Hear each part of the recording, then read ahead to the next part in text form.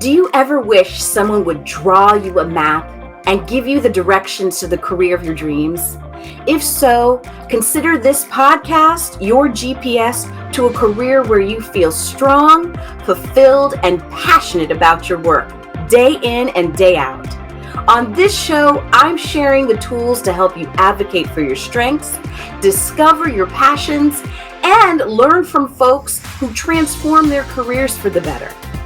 My name is Joyel Crawford, your fairy god mentor. And with 18 years of experience in HR at a Fortune 50 company and 20 years of coaching and mentoring top leaders, I am thrilled to be your guide on this career journey. Let's get started.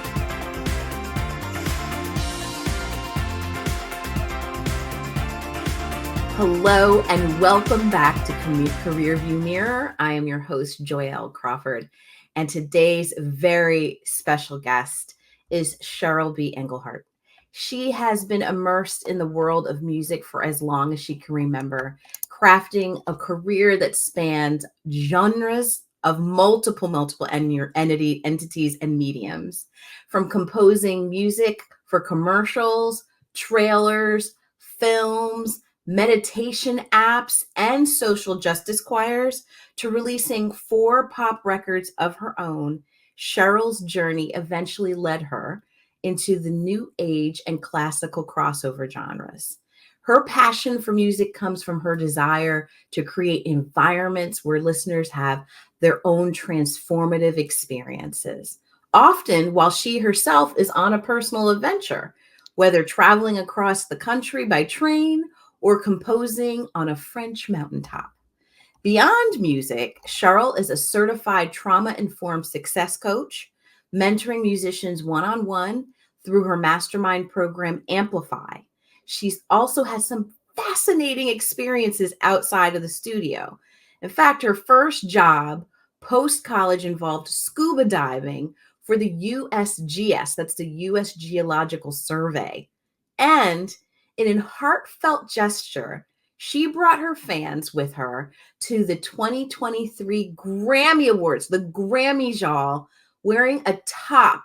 Oh my gosh, we've got to share a picture of this for our viewers, wearing a top adorned with the signatures on the red carpet so that she could bring everyone on the red carpet with her. One of those signatures was yours truly. I am so honored to have her on this podcast. She recently released Quantum Entanglement, which became one of the top 20 classical songs on iTunes. Please join me in welcoming Grammy-nominated musician, best-selling recording artist, composer, and mentor. I'm going to say fairy god mentor, Cheryl Engelhardt, to the show. Welcome, Cheryl. Oh my gosh. Listen, I have been a guest on like over 40 podcasts, and I think that was I know that was hands down the best introduction I've ever, like most thorough, I'm like verklempt. I love doing that. You're so good at it. You should do this. Yeah, I love giving people their flowers. I mean, we met each other, oh my gosh, many years ago at a music conference. That's right. Back in the Dizzy, when I was attempting to try my hand at becoming a professional musician. I'll say I'm retired now from that. But I met you at one of those conferences, and your spirit was so light and bright. And then our circles again kept linking us together. We kept traveling in similar circles. And so I'm glad that it's come again full circle to having you on this podcast. I'm so honored. You're just you're a light too. And to be able to bump into you in New York and just all the places. No, it's very kismet. I love it. It's great. So I'm going to dive into some of our career view mirror type questions. And I want to start with talking about inspirations and beginnings. So what experience inspired you to pursue a career in music, especially composing and creating such diverse music across the genres? it was funny to think of it as a career Mm. at the time, because I didn't think of it as like that word wasn't the word. I had been playing the piano from very young age, like 2 or 3. I think my parents took me to a friend's kids recital and I was just like enamored with it. And so they're like, let's take her to lessons. And I just stuck with it. So I started writing my own music when I was like 5 or 6, just little piano pieces. And I was always in the school plays and in the choirs and all that. So music was always like this hobby, but I was obsessed with dolphins and whales. Like I did not have rock star posters on my walls growing up. It was like dolphins and whales with the occasional wolf. And so I went to college and I was like, I'm going to be go into marine biology or marine law, maritime law, or something like water, in my Pisces self also is like very water based, but I was taking these arts electives and my advisor, my sophomore year was like, you're taking so many music classes that if you took like one more, you could double major. My college didn't have minors at the time. So like, okay. So I had a double major and I graduated with a degree in biology. It was called biology and society. So it was like all the bio stuff plus a couple. I thought I was going to go into pre-law. I didn't. But I got recruited by the USGS, United States Geological Survey, I was certified as a scuba diver because I had gotten a job at the college working for the ecology department. And basically we were doing water quality research right after college, in the Delaware River. It was not glamorous and they needed divers because the river is fast. And when you're diving, you have control over, like, you're not getting swept away because you have weights on and things. But basically we were looking at water quality through the mussel population. Mussels are filters. And so, like the mussels that you eat in the water. Not these mussels. Yes. Yeah, like mussels that other people eat. I do not eat them. I know way too much. Which I will not reveal. This is not that podcast. So I did that job for about 6 months. And then the river started to get cold. We had this break. I don't remember the details, but I remember having a month off. It was about October after I graduated college. And my mom's chiropractor got in touch with me. And she's like, my son, who was in his 20s at the time, was creating websites. And he invited me. He was like, I hear that you write music and you do like video stuff. And one of the concentrations I had during college was writing music for film and with media. So I knew how to not just shoot my own stuff so that I could score it, because that's kind of what I learned, the tech of that, so that I would have something to write music to. So basically I got invited to go to Rome, Italy for a month to go make videos for this hotel's website and then score them, write the music for them. And I was like, this is way cooler than being underwater in the river that I can't see more than, and there were like eels chasing me. Like, I was like, no, I think we're good. And so I never went back to the government. And then I ended up being like, all right, let's move to New York City. I was like, I think I want to try this music thing. And so I got all these odd jobs. Like I was a bouncer. I got certified as a personal trainer because I just wanted something that I could do that was like, the hours were my own and I could sort of get a high per hour rate. I taught piano lessons. I taught voice lessons. I did all these random things where I could go on tour and start to learn. And then I ended up landing a full-time job at a composing house. And that I was there for 3 years. And then I started to tour more. And I just sort of learned a lot about the entertainment industry and the advertising industry. And boom, it was kind of an accidental, now I'm a musician and now I have this career in scoring and creating music for different projects. And yeah, it was very kismet. And I look back on it and I'm like, it was just sort of something to do. But I was like, if this is where music takes me, like, sign me up. Yes.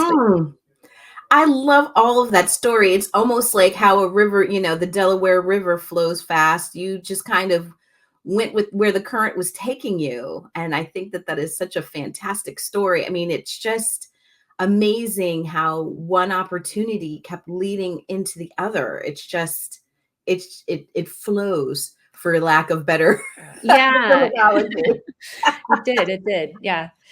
That's great. I mean, when you were at the composing school, the composing house, how did you know about that job? Like, did you just happen to hear about it? Yeah, that's a different story. I kind of was like, I just skipped over that. So when I was in the city, one of the like odd jobs I was thinking of getting, I think a friend, again, just like me talking about what I'm up to. And then a friend of my sister's was like, oh, my dad owns this editing company. They basically edit the video made for commercials. And they're looking for some like entry-level jobs. And, I'm 23, 24 at the time. I'm like, that's about right. And so I interviewed and they were like, well, we have front desk answering the phones and then we have mailroom. And I was like, well, which front desk people sort of just stay there all day long. The mailroom people, you're delivering to other companies in the city. This is all in Manhattan. But they also, on their off time, they can help the editors. And I was like, well, that sounds way more interesting and more likely to like become the next level, which is an assistant editor. And so but they were like, well, usually we give the women the front desk job and the guys get the mailroom because sometimes there's heavy packages. And I was like, yeah, but it sounds like the mailroom is a much better opportunity to advance your career because you get to be in the rooms with the editors and you get to meet all these other people from other companies. I was like, put me in the mailroom. And they're like, are you sure? There might be heavy boxes. I was like, put me in the mailroom. So I was the first female in the history of the company to be in the mailroom instead of the front desk. And I jumped all of the people in line because anytime I was not delivering packages, I would be in the editing room. Like I would give them my music. They would put it in, like that's how I started getting licensing deals. But one of the companies that I regularly delivered these digibeta tapes back before everything was digital was this company that was a jingle house. So I was delivering the video that the jingle house then had to write the music for. I saw this place and it was beautiful with these music studios. And I would walk in and be like, here's your package. Do you have any openings? And I remember delivering the package to the owner of the company. And he was like, no, but you can call back next month and say, I called for 11 months straight. And on the 11th month, he was like, actually, our assistant tech just quit. Do you want a job? And I told my boss and they were like, we know you love music. You should go. Like the video editing company was like, you should go to this commercial house. So that's kind of how that happened. So you showed your ask. You used your voice to advocate for yourself in your career. Folks, I did not pay her to say this. It was just it's about self-advocacy. So if everyone is listening to Cheryl's story of how she grew her career, she asked, she was visible. She put herself in spaces and places where she could be seen and heard. So that is a key thing. And she came from the mailroom, y'all. She came from the mailroom. Yep. This is amazing. This is so amazing, this information. So I want to go. So you've created this life for yourself as a musician. And I'm going to keep on saying Grammy-nominated, Grammy, soon to be Grammy winner. I'm putting it out there. We're going to manifest this. Okay. Let's do it. What does a typical day look like for you as a Grammy-nominated composer? Like what are some of the routines and responsibilities that come with managing this now awesome level? You've leveled up in your musicianship.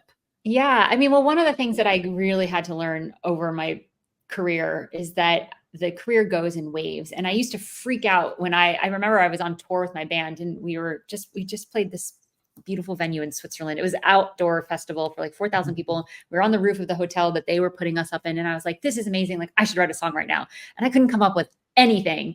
And I don't know if it was my bass player or my drummer. Someone was like, yeah, well, of course you can't. You're literally in tour mode. You're thinking about where are the keyboards? What train do we need to get on tomorrow? What's the hotel? Like your brain is not in like creative lyric, right? Like of course. And that really like hit me like a ton of bricks. And I created this framework for the musicians that I coach called the Musician Success Cycle. And it's this cycle. It's not a linear thing because for most artists that are in it for the long haul, it's not like, okay, once I get the Grammy, then I'm done. Or once I get this, then done. And then, or whatever but we're learning and we're going through this cycle. And so it's these 5 phases of first, we just have to figure out what we want. Maybe we have to take a course, learn some skills if we want to produce our own thing. Phase 2 is that we're really with the muse and we're creating something. Phase 3 is we have to lay some groundwork. Maybe we have to update our website or draft some emails or do some research and add the metadata and do all the music dorky things on the back end.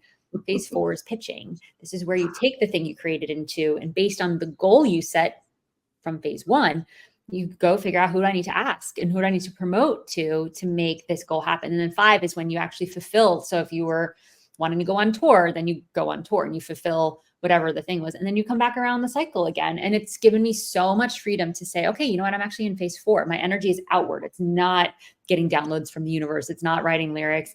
And so I really have been able to day shift how I create my day based on what phase I'm in, and to take away the pressure of, hey, I don't have to go send a ton of pitch emails because I'm in phase 1, or I'm in phase, like I give myself permission to do the tasks that are aligned with that particular phase. And that reduces a lot of transition time, like having to shift my energy from like being creative to being pitchy to do, which reduces overwhelm. So that being said, that no day is really typical. I do calls and interviews and community calls for my community and coaching calls and podcast stuff Tuesdays through Thursdays. So I really am only like engaging 3 days a week. Right now I have an orchestral commission for my alma mater, actually, for their orchestra. And so I'm working on that like Fridays through Mondays, sometimes late nights on Tuesdays, Wednesdays, Thursdays. Every morning I have a morning routine that is like very sacred. I never have a call before 11 a.m. Nice. Minus 10. I do a meditation. I do a little bit of yoga. Sometimes it's longer. Sometimes I'll go out for, I live currently right on the water on the Hudson River. So I'll go out for a paddle or something, but I'll do something and get in my body, journal for a minute. Like I'm not a big journaler, but I just have a little gratitude journal that I make. So I fill that out. I do my morning coffee with my Wordle game. I get my brain going.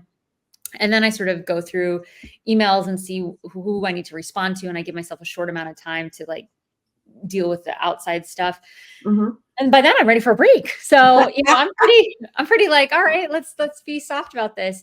I am much more productive in the mornings than I am in the afternoon. So I schedule calls and things where I get energy from other people in the afternoons. And then I take a really long, like 5 to 7 or 8 o'clock like dinner break. And sometimes I get really motivated and I work on music stuff later, 8, 9, 10. But it depends on, again, what phase I'm in, what projects are on my desk, what the deadlines are. And I'm really, really good at scheduling my time. So I don't do to-do lists. When I think of something I need to do, it goes directly into my calendar. So it exists in time and space and not on some very never-ending, long, scary to-do list. So I know I don't have to think about that thing because I put, even if it's as simple as write an email, I will, Friday, 2:00. That's when I'll do that. And then I don't think about it.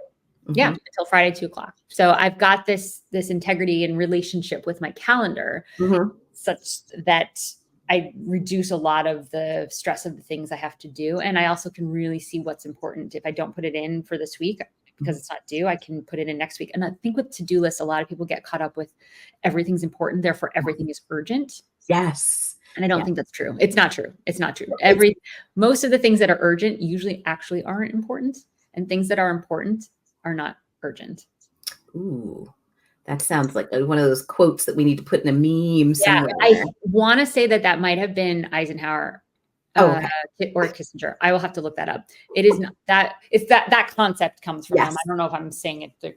That lands for me though. Like is this urgent? And because the energy behind an urgent task can sometimes just be like chicken with your head cut off. And I can definitely go down that. You hear how I talk, right? Like I'm fast, like we're like going. But that's the thing of it all is, in order to keep your creative juices flowing. And like you said, knowing what stage you're in, what phase you're in, it helps you manage your energy. And it sounds like managing your energy is really important to the creative process. Yeah, it is. Yeah. Having enough of it to be creative and not just be in survival mode or, And this hustle culture also pushes us into one gear, like 170 miles per hour, you're just racing and ripping and roaring. And like your friend was saying, he's like, you're in tour mode, like you're in these different modes. Sometimes you get stuck if you don't have these gears to switch out of. And I love it. I just love all of that. Thank you for describing that for us, because I think a lot of people have some misconceptions. And that leads me to my next question is like, what's one myth about working as a professional musician that you want to eliminate from this earth?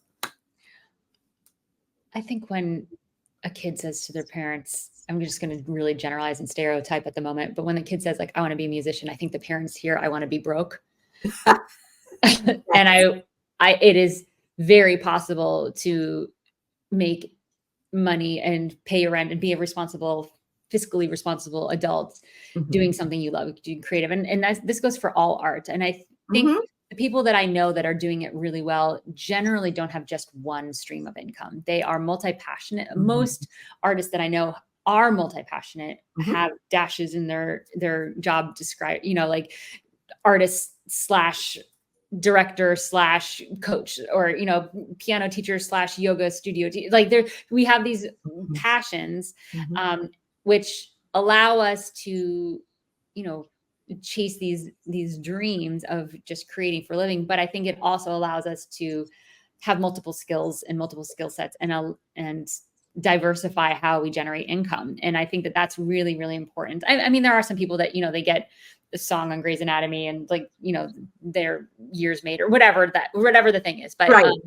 it's rare. And you see people that, like Sarah Bareilles, who I love, is doing musicals and then live concerts, and then she's licensing. You hear her music and licensing. It's like there's so many different sources of income, and there's multi passions, and it's all her, and it's all her brand. But I mean, there's a lot of different streams of income, and I always encourage my clients to look at the different kinds, the passive and the active, meaning like Mhm. which ones you have to show up for, like you teaching or composing, you have to show up, versus your digital music. People can just buy that if they know about it. So let's talk about how do you set up that system, and that could be ads or referrals or Mhm.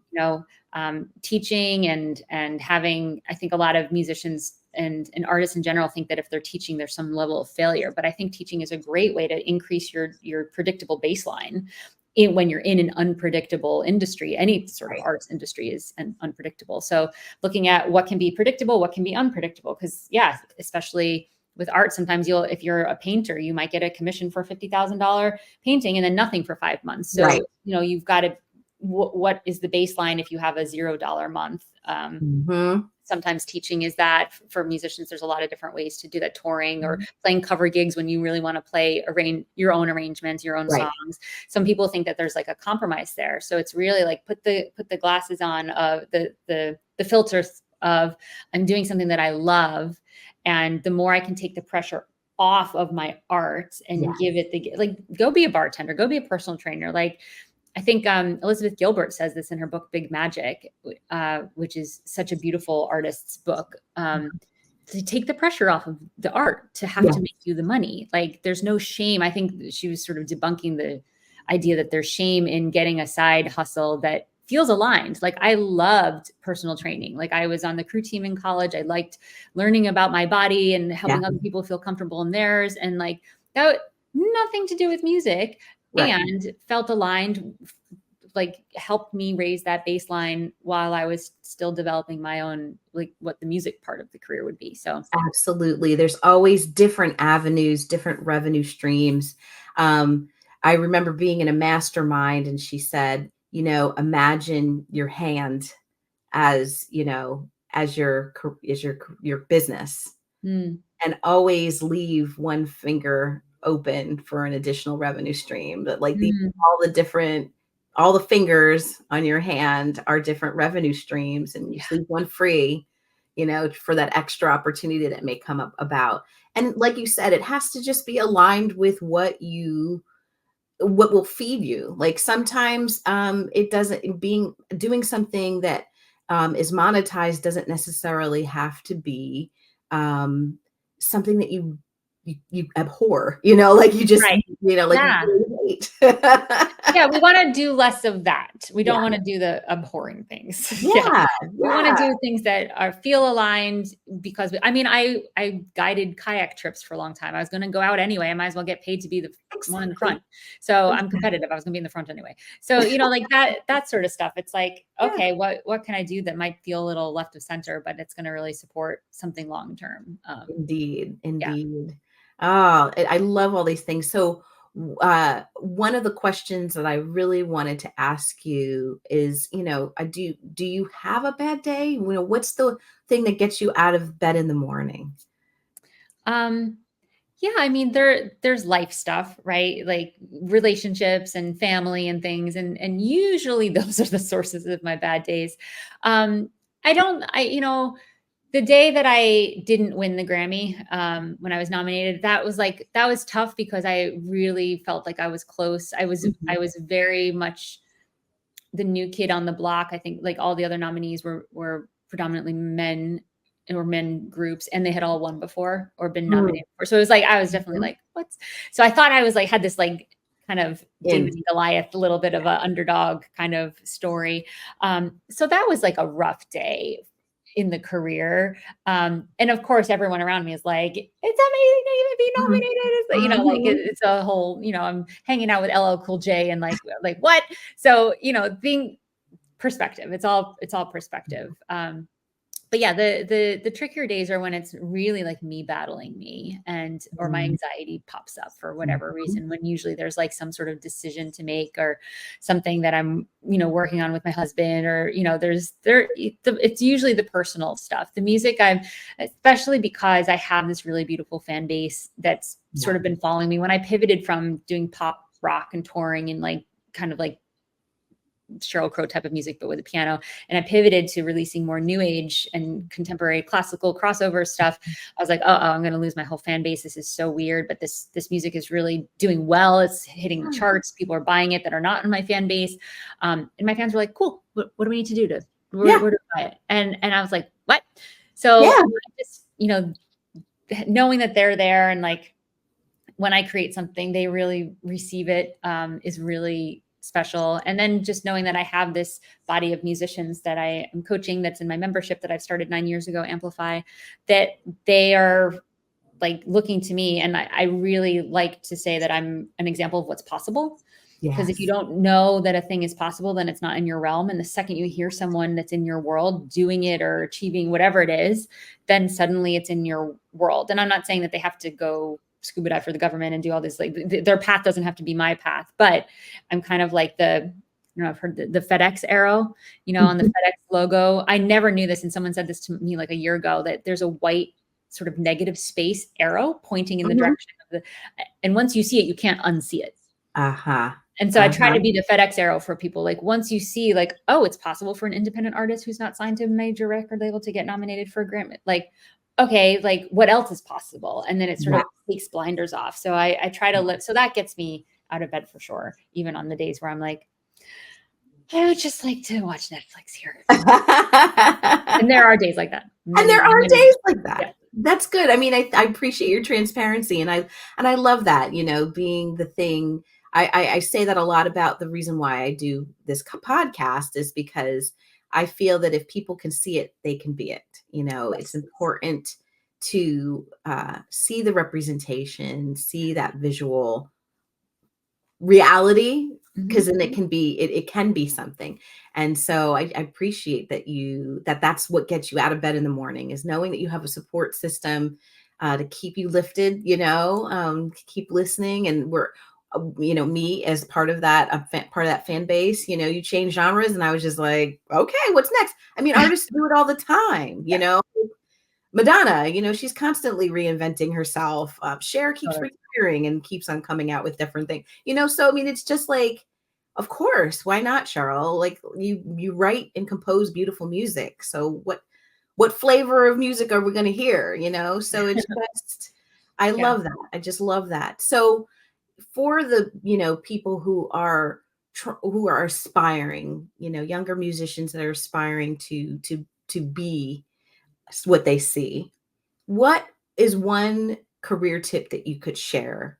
Yeah, I think this goes for anyone, literally anyone that's crafting their own career. So you could be an entrepreneur, you could be any type of artist, anyone that's, you know, trying to forge their own path. I think something early on that I noticed for myself was that I was open to opportunities coming in, and I was a yes, even if I wasn't sure how it was going to go.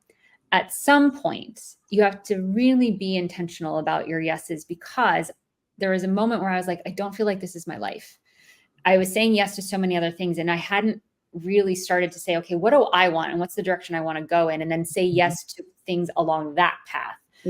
So there's kind of this fine balance. And I also know people that are like, I know what I want, and I'm only going after that. I'm only taking actions, and I'm only doing things that I dictate. And that's exhausting also, because you're 100% generating everything. So you don't want to be a yes 100% to things that come to you, because then it's not your life.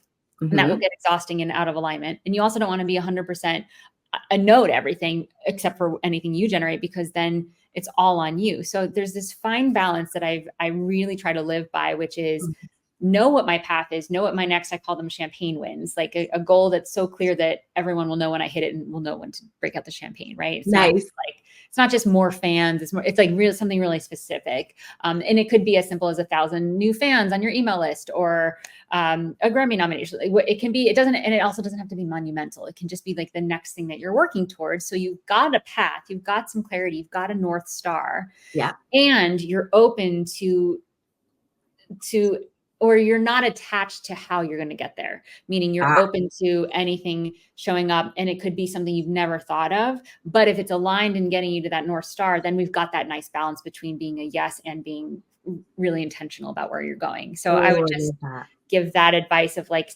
take a check, like look, and a really good way to know how much is what is look at your calendar, what is scheduled, or if you haven't yet moved over to my task system, look at your to-do list. Like, what are the things you're doing? How much of them are for you, and how much of them are because you said yes to something and it's no longer really feeling aligned for you? That's a really good sort of check mark way to check to see if you've got that balance.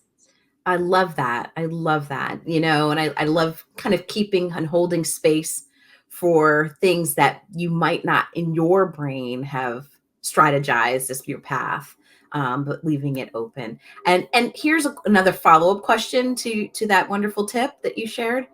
What if you've said yes to something and realized that it's unaligned? Like, I do that a lot. Like, my eyes are big, my ambitious eyes are bigger than my belly, right? And I'm like, why am I doing this? And so how do you course correct from that? Yes. Well, there's the course correction, but there's also really, so we'll talk about the course correction, which is your actual question, but there's another thing that like, if this happens a lot, that's really good data about yourself.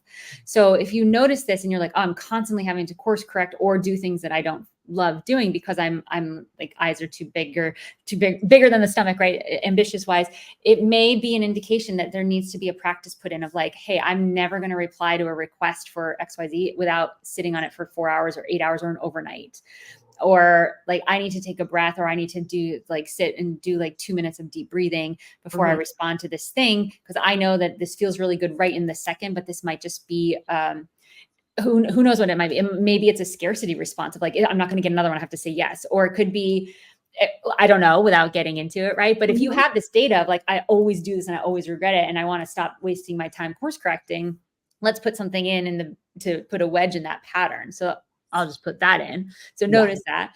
But the course correction part, I think I live under the premise that anything can get solved in communication. So if you said yes to, like, I've done this before with a film score where I thought that I was going to be really creative and it was going to be this real partnership, and you know, creativity, partnership, and self-expression are sort of my 3 commitment statements. And anything I do has to check all 3 boxes. And I realized that this guy just wanted me to like produce something that sounded like When Harry Met Sally, and like kind of recreate it. And it wasn't really creative for me. And I also didn't think it fit the film really well. And I was like, hey, I really am excited about this project for you.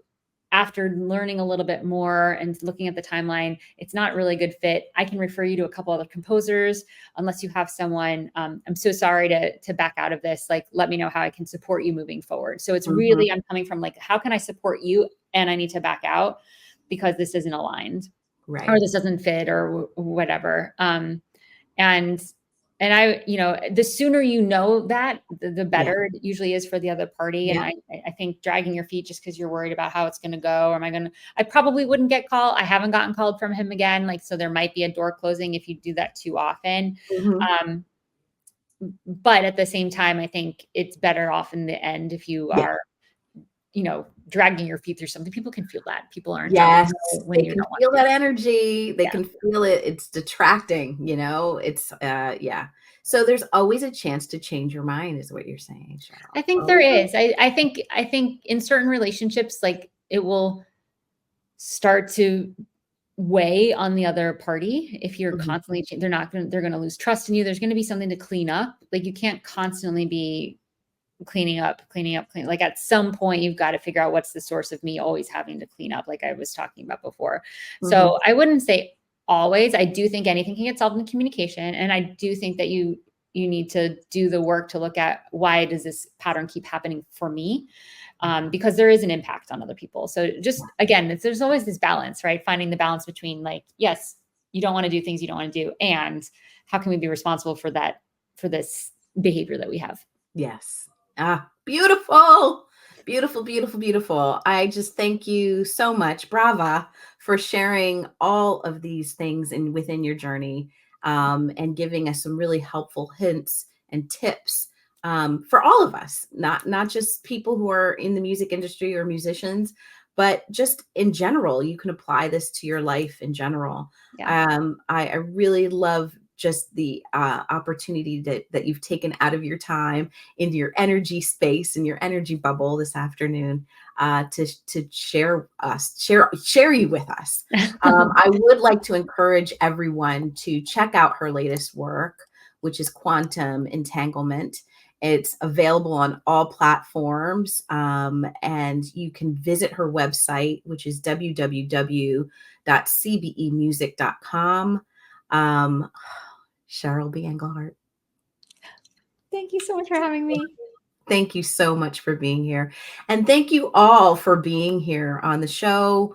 You know, I just appreciate everyone. This is our first podcast episode with a guest of the new season. So I'm really grateful to have you on as an esteemed guest. And I'm considering this a champagne moment. So thank you all for listening, and we'll see you next time. Thank you so much for listening to Career View Mirror. If you got value from this episode, please consider leaving a rating and review for the show on Apple Podcasts, or head on over to Spotify and click 5 stars for our show. We also have a YouTube channel with video versions of our episodes, so subscribe over there for more content. Thanks again, and I will see you in the next episode.